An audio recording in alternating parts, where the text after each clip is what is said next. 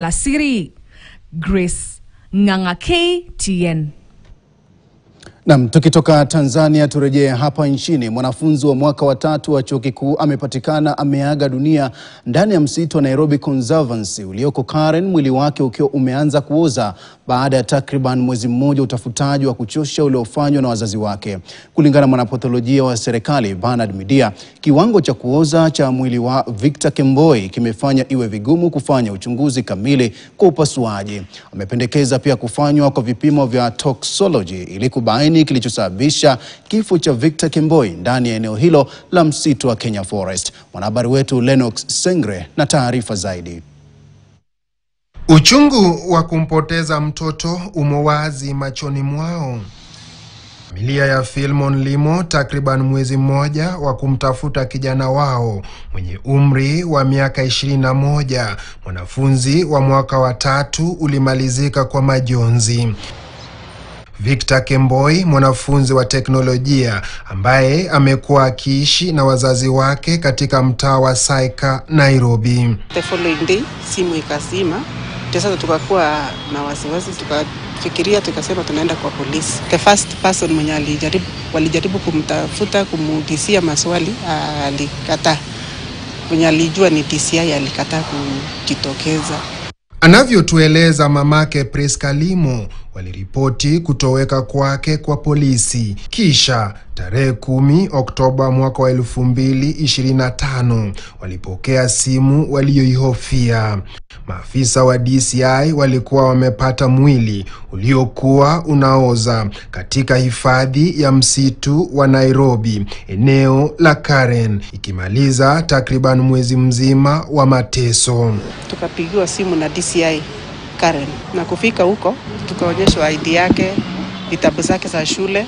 So wenye walituonyesha, tukaambiwa kama mnamjua huyo mtu, sasa ndio hayuko tena, tulimpata kwa forest. Baadhi ya picha za mwanagenzi runinga ya KTN imepata zinaonyesha tukio la kutisha ndani ya hifadhi ya msitu wa Nairobi. Wapelelezi wanasema walipata vitu kadhaa muhimu eneo la tukio zitakaposaidia kwa upelelezi, ikiwemo chupa yenye maandishi ya carbon nitrate karibu na mahali mwili wa Kemboi ulipatikana. He had a trouser. There is a particular portion of his trouser where there was a torn.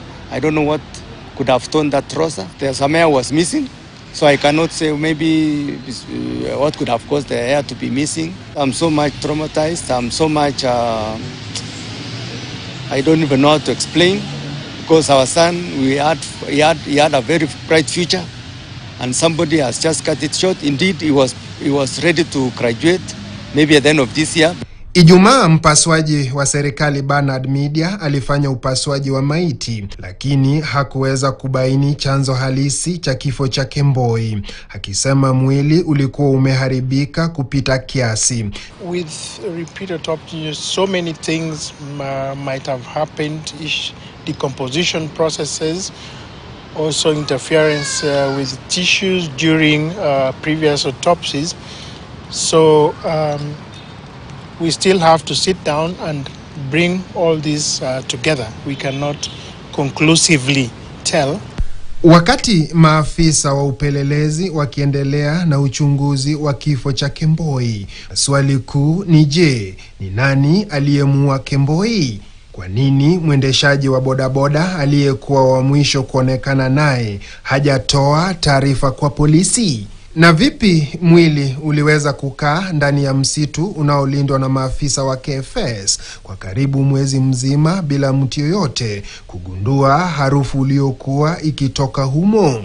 Iwezaje hata kuingia kwenye msitu huo ambao viingilio vyake vyalindwa muda wote, huku wageni wote usajiliwa na eneo hilo kuzungukiwa mara kwa mara na maafisa wa msitu na watalii?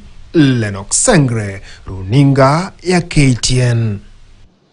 Naam, katika hafla ya kipekee KTN iliadhimisha miaka 35 ya utangazaji